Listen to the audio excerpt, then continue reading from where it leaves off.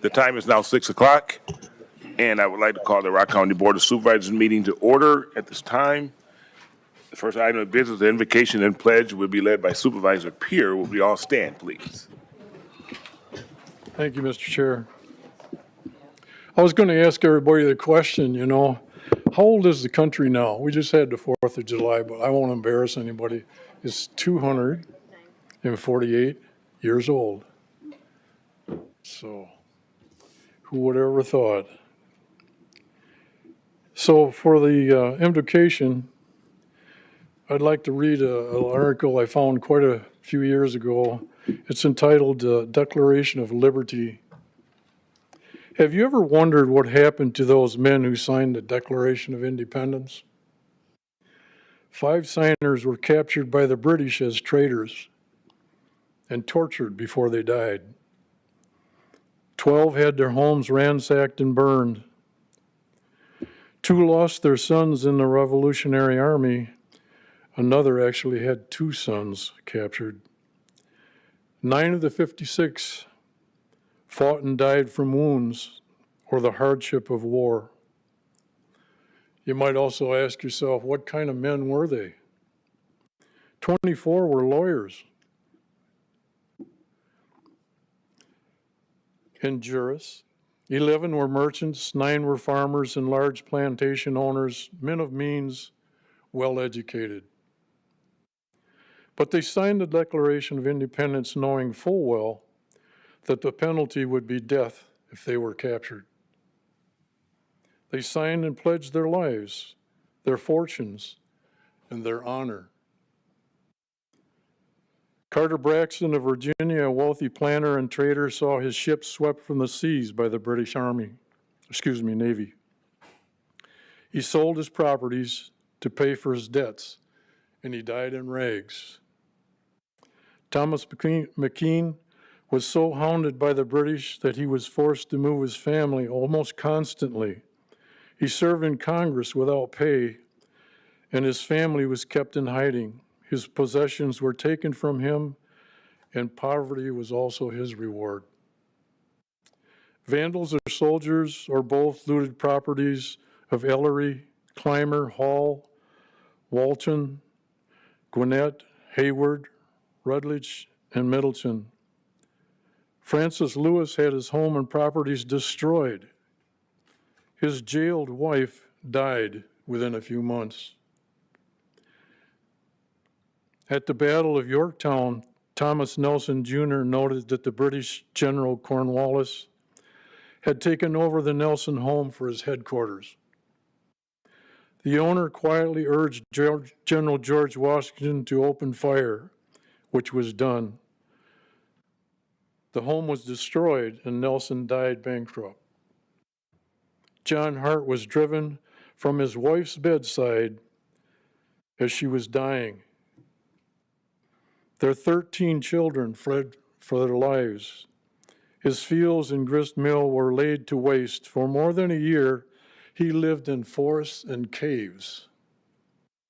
Returning home after the war, he found his wife had died and his children vanished. A few weeks later, he died from exhaustion and a broken heart. Morris and Livingston suffered similar fates. Such were the sacrifices of the American Revolution. They were not wild-eyed, rabble-rousing ruffians, but soft-spoken men of means and education. They had security, but they valued liberty more. Standing tall, straight, and unwavering, they pledged for the support of this declaration with a firm reliance on the protection of divine providence. They said, "We mutually pledge to each other our lives, our fortunes, and our sacred honor." So, great Creator, God of the universe, we pledge our honor to you this evening. We ask for unity for our country, for our county, for our state, for all the towns and cities. We lay down the divisions and ask that you would help us find a way to serve our constituents better than they've ever been served before. We ask for your guidance for this meeting this evening.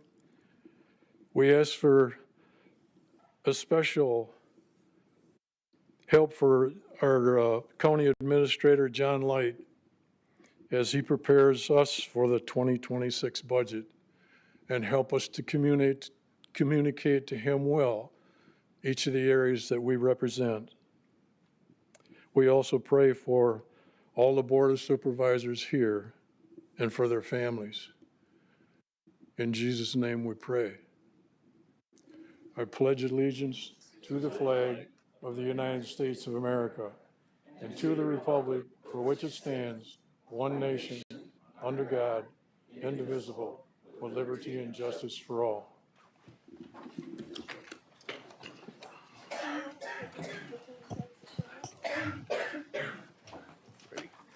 Next item, please. Next item is roll call. Bob Zine. Here. Belkey. Present. Bostwick. Here. Bryan. Cullen. Here. Fugelseth. Here. Gorman. Here. Holman. Here. Knutson. Marshall. Here. Mawhinney. Here. Pier. Present. Pennycook. Here. Rashkin. Here. Ringhan. Here. Ryan. Schneider. Schulz. Here. Schwartz. Stevens. Stone. Here. Sutter. Sutherland. Here. Tillman. Here. Towns. Here. Whitledge. Here. Wilson. Here. Woodman. Here. Levy. Here. 25 present, 4 absent. Okay, thank you. Next item, please. Next item, item 4, consent agenda. 4A, adoption of agenda. 4B, approval of minutes from June 26, 2025. 4E, E1, authorizing acceptance of the 2025 high-intensity drug trafficking areas HIDA grant and amending the Sheriff's Office 2025 budget. 2, awarding the contract for elevator controls at the courthouse. 3, amending the 2025 Human Services budget to accept additional funding for residential treatment room and board costs. 4, amending the 2025 Human Services Department budget to accept family drug treatment court grant funds. 5, amending the 2025 Human Services Department budget to accept youth crisis stabilization and community reentry program grant funds. That is the end of the consent agenda. Would anyone like anything removed from the consent agenda? Seeing none, is there a motion to approve? Motion by Tillman, second by Bostwick. Any questions or comments? All in favor, say aye. Aye. Any opposed? Hearing none, that passes. Next item, please. Item 5, there is no public hearing this evening. Item 6, citizen participation, communications, and announcements. We do have one person that signed up to speak this evening. When I state your name, please come up to the podium, come up through the center, and come up to the podium. Our one speaker is Don Baumkamp. Please state your municipality also. My name's Don Baumkamp, not Ron, so if any of you were like, why did you not say hi or wave to me, that's why. I don't know most of you, I know some of you, but, so, he's a good-looking guy, my identical twin brother, so we get confused quite often, so that's how it is.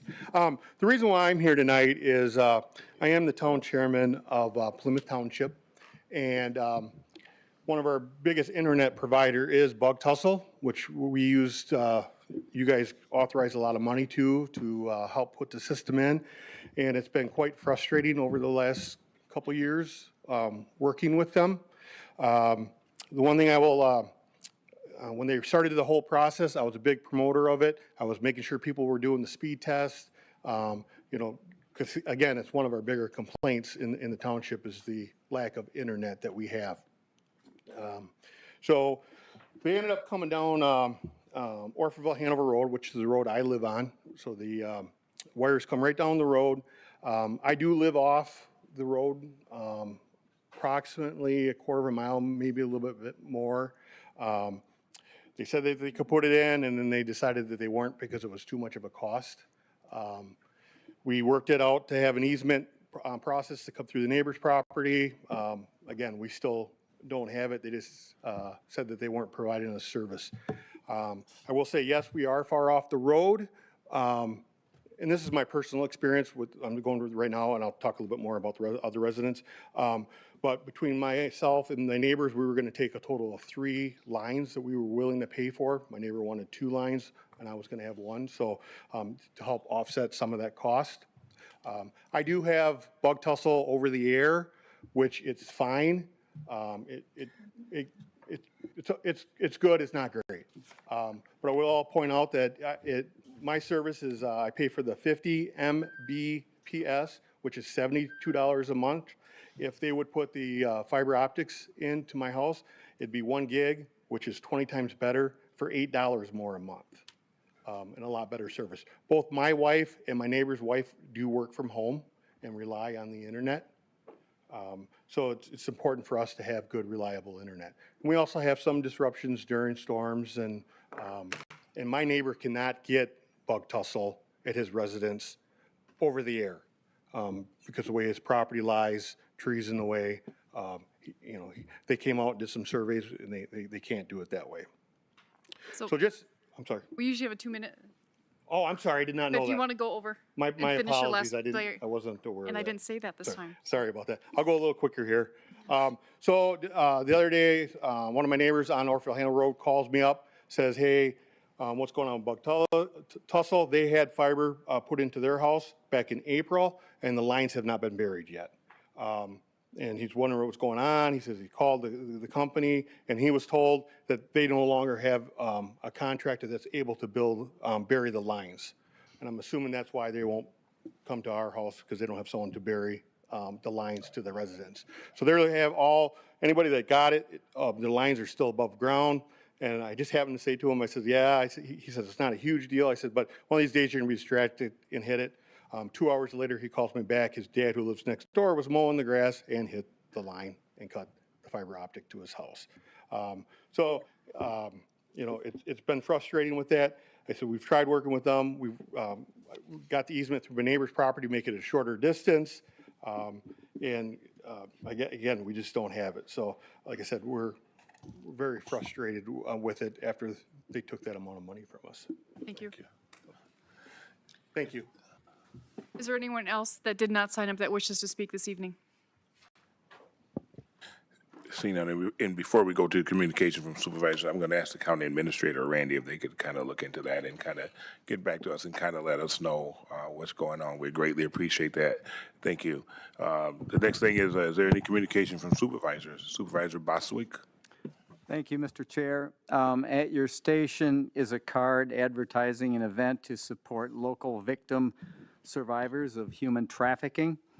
The event is this Saturday evening, that's July 12th, from 6 until 10 p.m. It's at the Loft at Wayward Winds, which is just west of Janesville on County A. The actual address is on the card, so you should be able to find it. This will feature music, an auction, raffle, food, and a cash bar. Proceeds will benefit the Family Services of Southern Wisconsin and Northern Illinois, Project 1649, and the Rock County Anti-Human Trafficking Task Force. So if you can make it out there and show support, that would be appreciated. One other thing, I'd like to ask for a moment of silence for the victims of the Texas flooding that happened recently. A Rock County family was in the vicinity and was fortunate to narrowly escape with their lives. So let's just take a moment, if you would, please.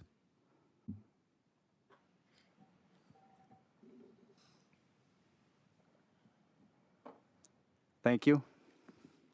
Thank you. Supervisor Bostwick, could you get us some of those cards? We didn't get any up here. Yes, Lori, if you would. Thank you. Supervisor Bob Zane? Thank you, Mr. Chair. Also in front of you is the a little poster of the Pistons and Props second annual fly-in out at the Southern Wisconsin Regional Airport next weekend. Promises to be a lot of fun. Like Erica had mentioned a couple of weeks back, it's a great family event.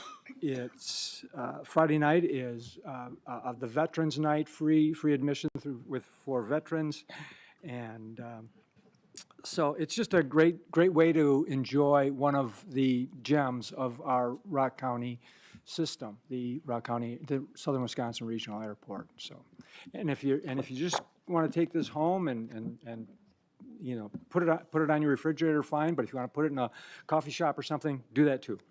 Thank you so much. Thank you. Any other supervisor? Seeing none, is there any announcements from staff? Yes. Staff would like to reiterate to the public and to the board that the Local Emergency Management Commission current vacancies are with Group 2, which comprises law enforcement, civil defense, firefighting, first aid, health, local environmental, hospital, transportation personnel. Also with Group 3, which includes the broadcast and print media. Group 4, community groups, and Group 5, facilities subject to EPCRA. Rock County residents are encouraged to submit their interest to serve as a community representative on the LEPC, that is, Local Emergency Planning Commission, by July 11th at 8 a.m. Also, the Criminal Justice Coordinating Council is seeking community members to join. Rock County residents are encouraged to submit their interest to serve as the community representative on the CJCC, which is the Criminal Justice Coordinating Council, by 8 a.m. on August 5th, 2025. Interested parties can submit applications through the online application portal on our website under the Residents tab. That is all, Chairman. Thank you. Any other announcement, any other staff member? If not, next item, please. Next item, item 9, recognition of sorry, we already did that one. Number 9, 7, we don't have any others, and 8, we don't have any others. Item 9, introduction of new resolutions or ordinances by supervisors for referral to appropriate committee. Okay, at this time, if there's any supervisor that have any resolutions or ordinances that they would like to present, please bring it forward at this time. Seeing none, next item, please. Item 10, 10A, Health Department, Childhood-Led Program. Katrina Hartwood. Thank you. Harwood.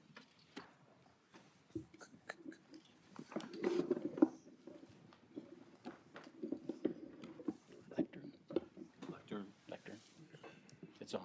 Just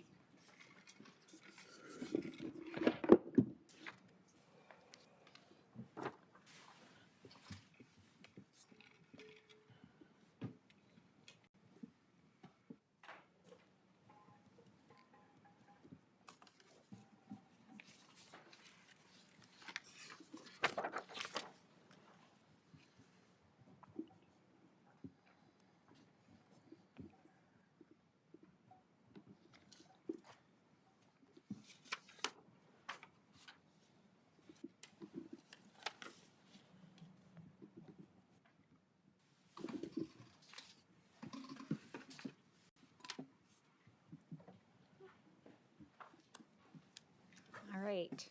Thank you for the opportunity to share an update on one of our public health programs this evening.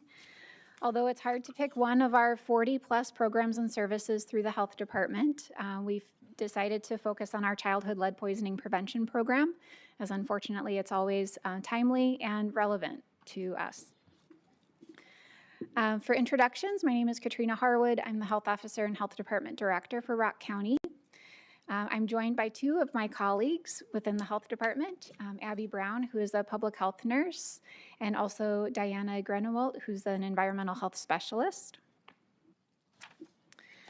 For childhood lead poisoning, we wanted to provide a brief overview of the situation.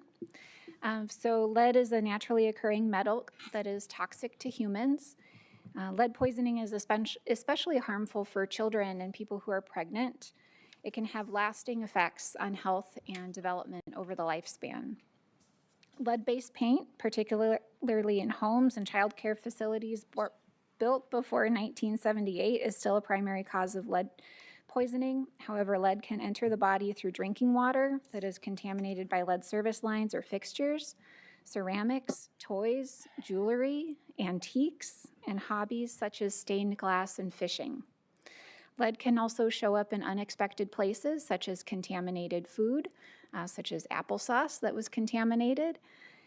And we've even had a local child care facility that had lead found in the material in their playground. But luckily, through some quick intervention, many harmful, poor health outcomes were avoided.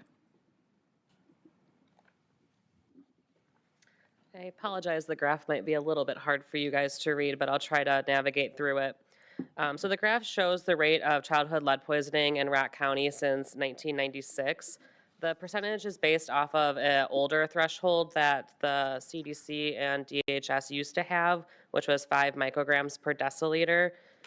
Currently, as of a couple years, like last year, this threshold was lowered to 3.5 micrograms per deciliter.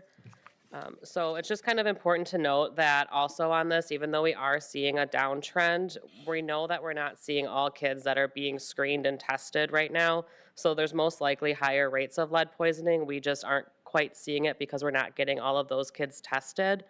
As of January of 2025, so a few months ago, DHS had recommended that all kids, regardless of their insurance or where they live status, that they are tested at age 1 and age 2, which is something new for the state of Wisconsin. Before, it was more based off of insurance status, if you lived in an older home, and some other screening questions.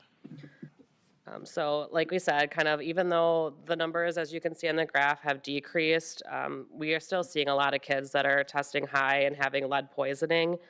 And because lead poisoning, it impacts the child's growth and development, we really are trying to intervene early. So we're helping these kids before this becomes a problem. We want to make sure that they're ready for school, that they're not having developmental delays, and getting them into the services that they potentially need if they have been lead poisoned. Again, I apologize, the map might be a little bit hard to read, but let me navigate it for you. We know that there are certain areas in our county that are a little bit more impacted than others. So on this map, you'll see that the darker the blue, the higher the amount of kids that are testing positive for lead poisoning.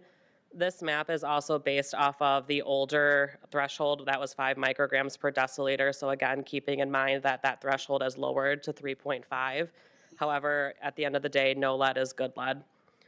In the darkest blue areas on the map, approximately 1 in 8 children tested high and had high lead levels. So again, this is only really representing the kids that have been tested. We're not catching the kids that haven't been tested yet. So what do we do about it? Kind of at the end of the day, that's probably the question that you guys want to know. So we at the health department have a two-pronged approach to this. We have myself and public health nurses that are focusing on the child and what we can do for that child. And then in a little bit, Diana will talk about what the environmental health staff do when they're focusing on the home environment. So lead tests are automatically given to us at the health department. Usually kids are tested through their pediatrician or through outside organizations such as WIC. Anything that is above 3.5 will get an alert, and a public health nurse will contact the child to offer them a home visit. So during that home visit, we provide education on ways to reduce the levels of lead. We do developmental screenings, and we refer to the relevant services and programs that that family might need.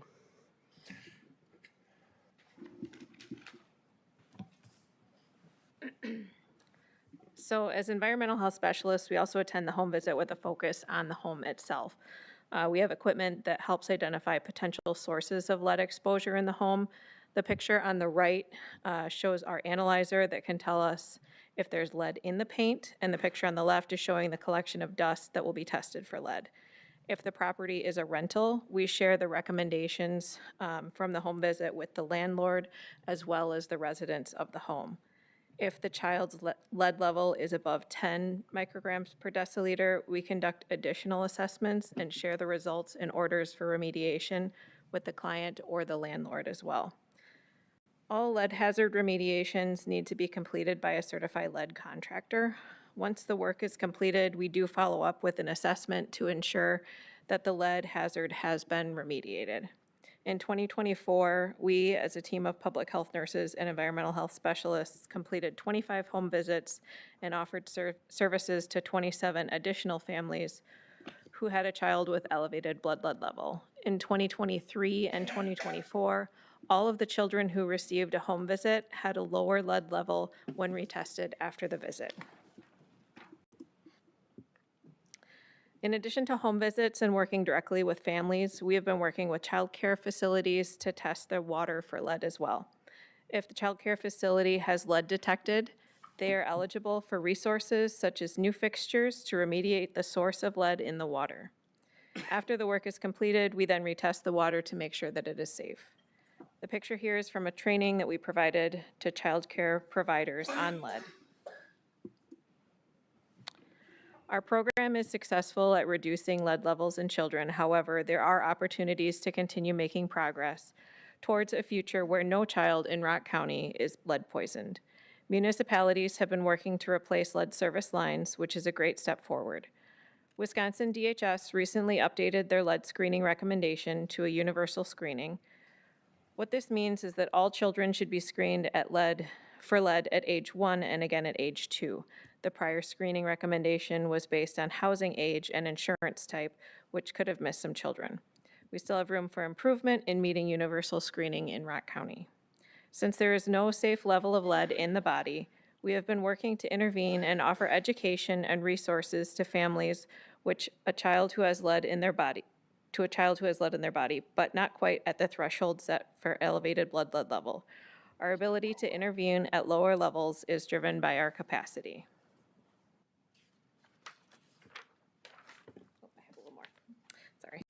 Additionally, we are exploring outreach strategies to ensure families with young children residing in areas of high risk for lead know about the screening recommendations. As county board supervisors, some of you represent districts that are more at risk for lead poisoning than others. We hope this presentation has increased your awareness of the issue.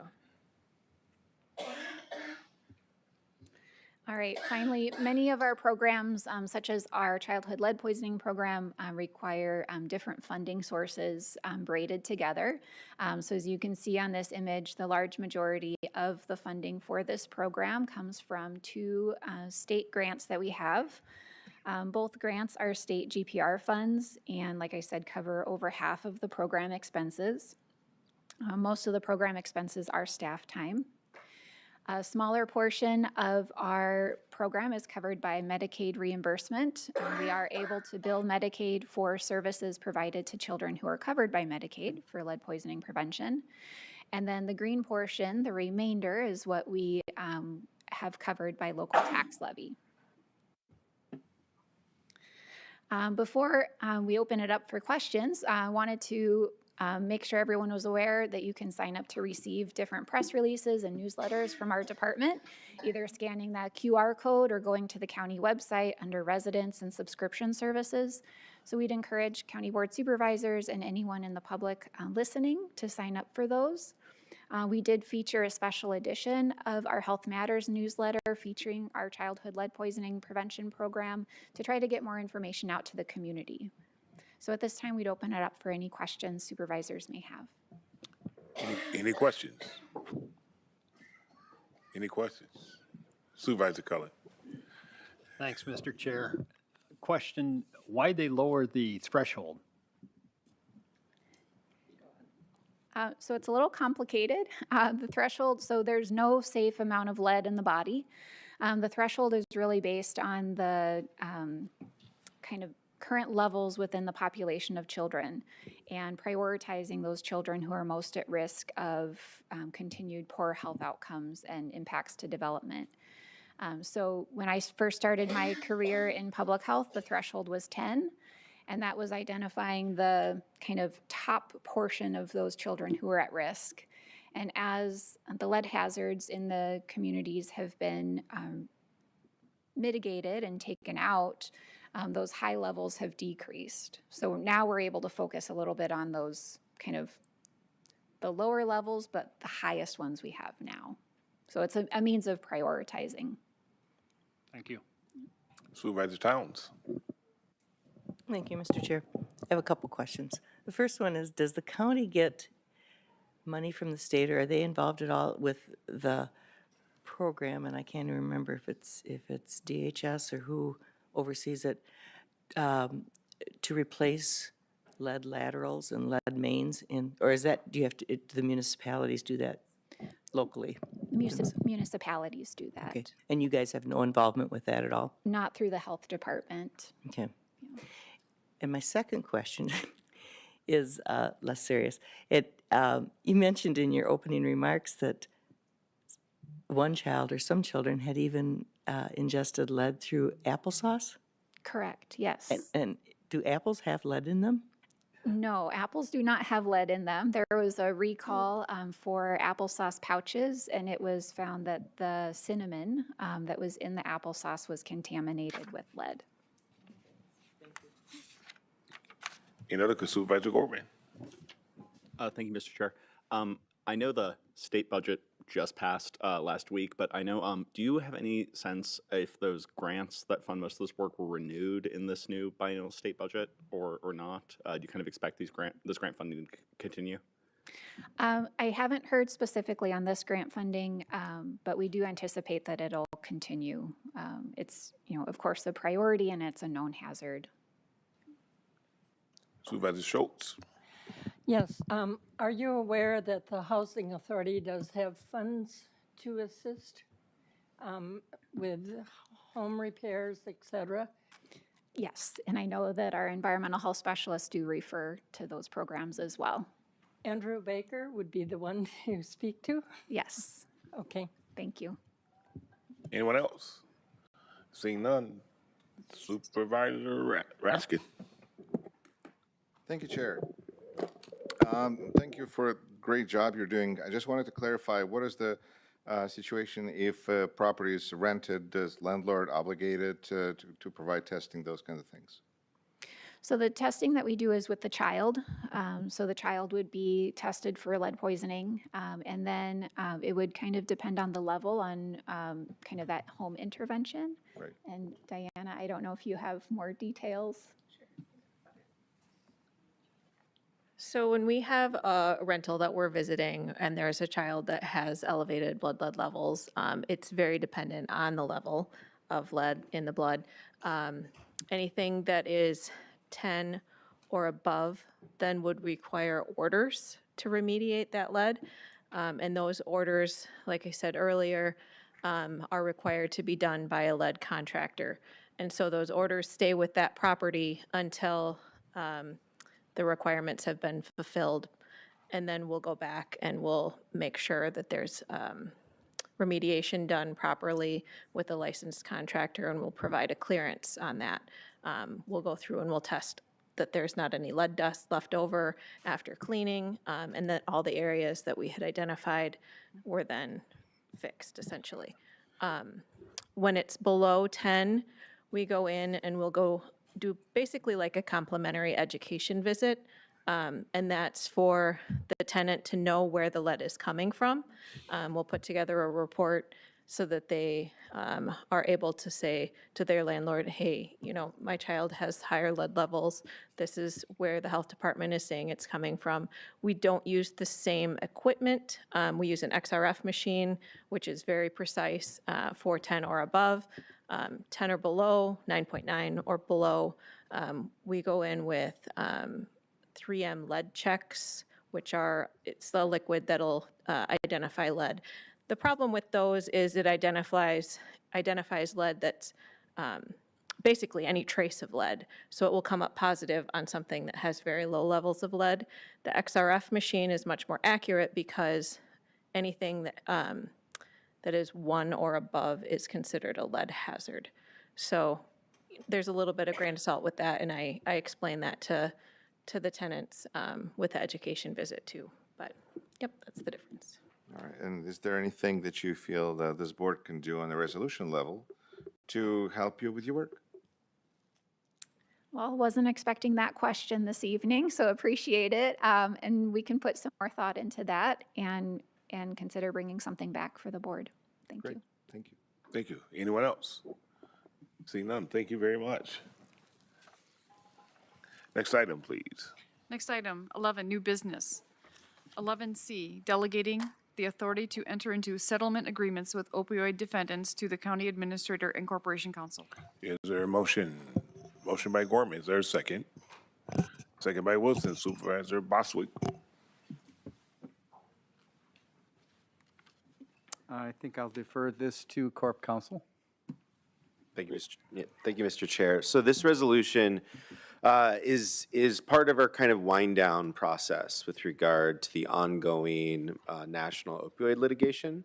So as many of you probably remember, but for those of you that may be newer to the board or just as a way of reminding, in 2020 or some years ago, the county, along with basically 71 other counties in Wisconsin, the state of Wisconsin, about 35 other states and their local municipalities in those states filed lawsuits against the manufacturers, distributors, and marketers of opioid medication, trying to hold them accountable for some of the financial costs of the opioid epidemic. And that the basic premise of the lawsuit is that those actors knew far earlier than any of us about the deleterious effects of opioids in the public, and they hid those effects, and as such created an opioid crisis.